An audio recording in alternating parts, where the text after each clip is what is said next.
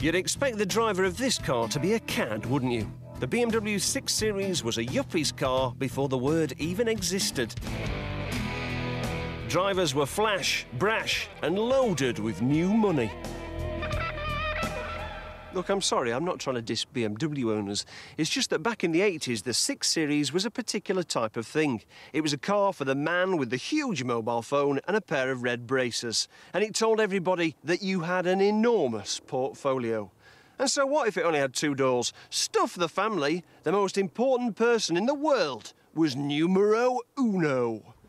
Well, those 80s money markets have long since slowed down, and those ponytail-wearing playboys have all gone bald. But that's OK, because that means that a car that cost almost £50,000 in 1989 is now available for a very reasonable price. So, have you ever fancied owning a classic car that's practical to run, special to drive, and that will even hold its value? Time to get behind the wheel of one of the best-kept secrets in motoring.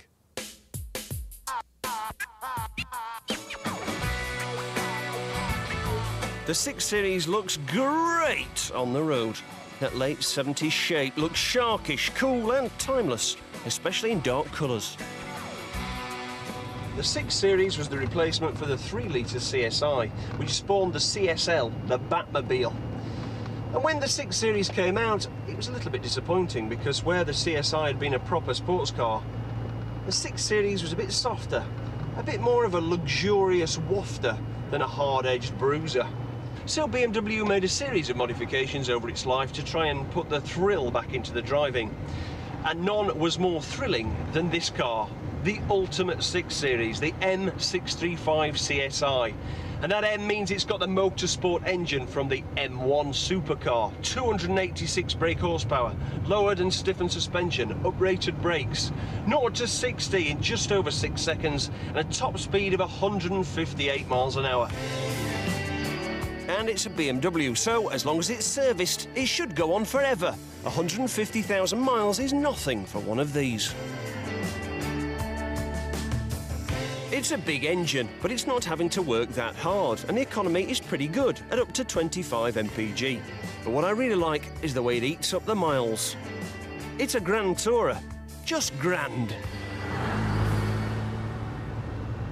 Later cars, especially 635s, are very luxurious. They're loaded with kit. This one, for example, has got electric mirrors, it's got electric windows, electric seats with memory function, onboard computer, electric sunroof and leather. Oh boy, has this thing got leather. Not only are the seats covered with it, the doors are covered with leather. The dash is covered with leather. Blimey, even the flipping sun visors are covered in leather. Handling is pretty good, as BMWs have told us for years with their advertising campaigns. They've always promised 50-50 weight distribution, and I've got no reason to doubt it for the 6 Series. It's a satisfying driving machine, even if hardcore boy racers might find it just a bit too grown up. Let's talk money. Decent 635s will cost you from about £4,500, but that's not going to get you low mileage or high spec. For a bit more, £8,000 to £10,000, you can get a low-mileage car with 1 or 2 owners. But if you want the ultimate 6 Series, the M635 CSI like this one, then you're going to have to find somewhere between £7,000 or, for a really, really good car, as much as £30,000.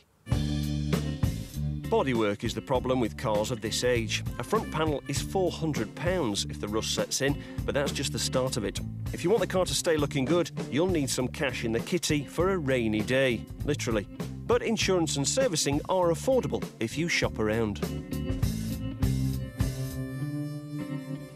So what makes a car a classic? Well, looks, style, character, and that little bit of magic that you just don't get with a modern car. Well, this car's got the lot, and all for a very reasonable price. I reckon the 6 Series is a bit of a bargain.